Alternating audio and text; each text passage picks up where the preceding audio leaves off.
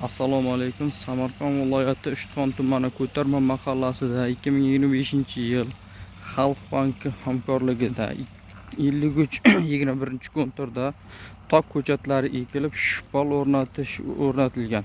Tok ko'chatlari orasiga bir kontur, bir mahsulot tamoyili asosida pomidor ko'chatlari to'liq ekilgan.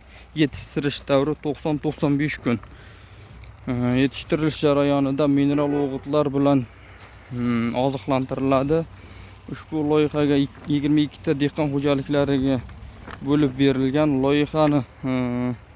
Loyihani samarali amalga oshirish uchun Gold urug' ko'chatlari kooperativiga biriktirib berilgan.